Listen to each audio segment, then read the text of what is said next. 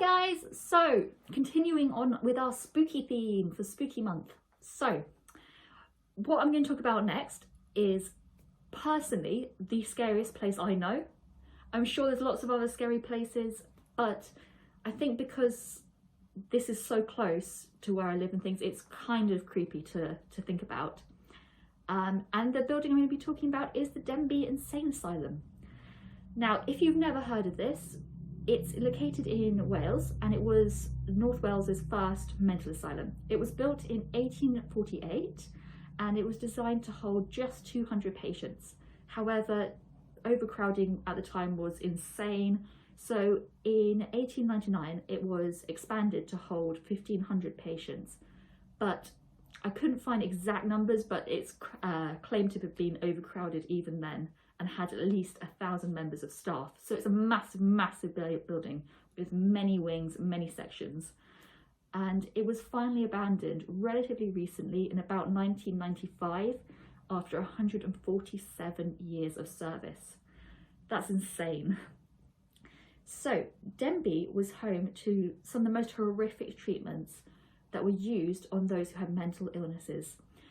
These were as bad as you can imagine. So if you were a woman and you were just deemed to be hysterical, you would have been forced to drink mercury.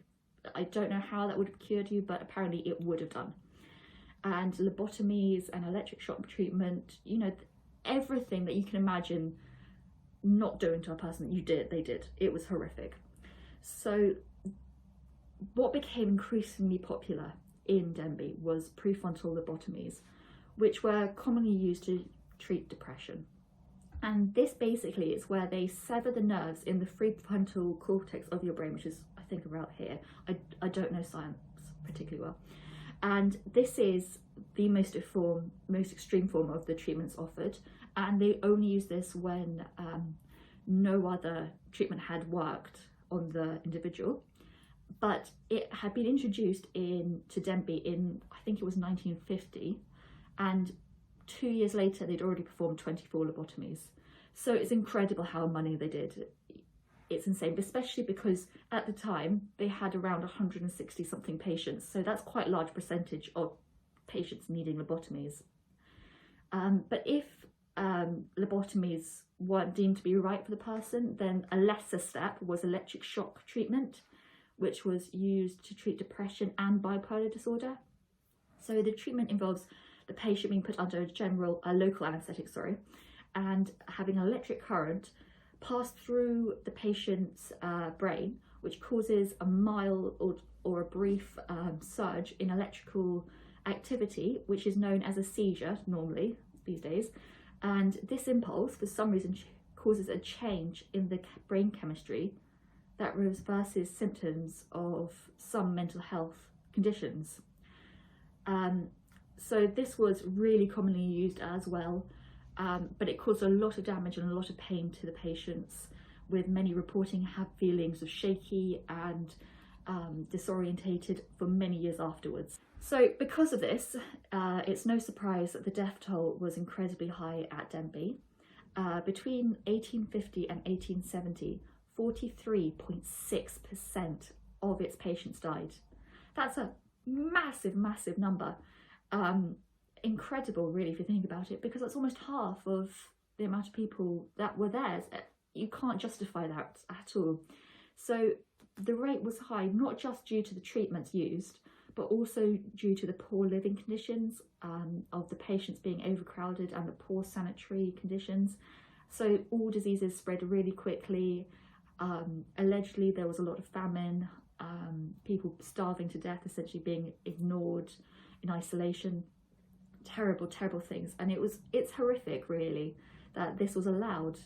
And the hospital has itself, even now, is known as the UK's most haunted insane asylum. And in 2008, it actually appeared on the TV show Most Haunted, where you can watch them perform an exorcism in the church's grounds, in the grounds of the asylum, because the asylum had a church as well. And this is just horrifying. They hear screams, things move, all the usual sort of haunted stuff, but it's just absolutely terrifying. And it is further claimed that witches roam the grounds and curse anyone who enters. as well as it being the site of satanic rituals and sacrifices. All this is in addition to there being 30 separate spirits within the buildings, and that's all only the ones we know about. There could be many, many more.